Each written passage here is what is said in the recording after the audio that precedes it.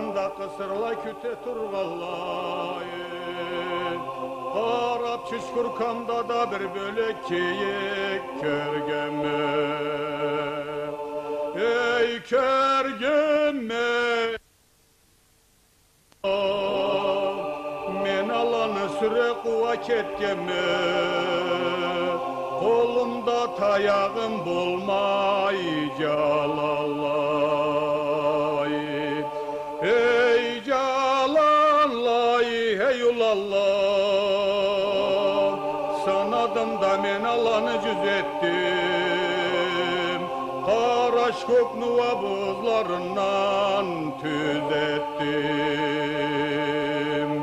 Hey tüz ettim, hey davulallah.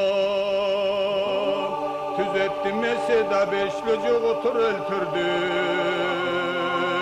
Gazallığına koyçu koşuma keltirdim.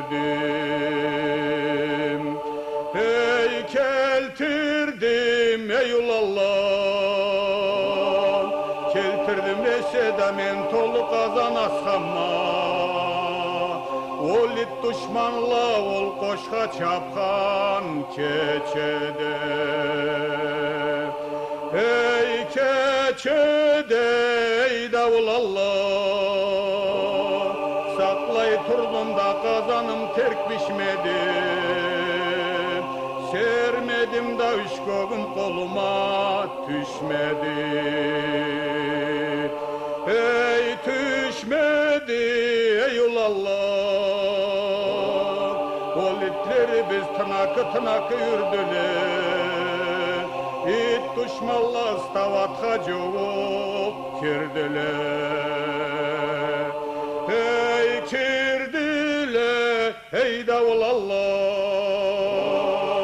Boklavuçlu sabı düştü koluma. Boklavuç taptıla vurup öldürdüm birini boynuna.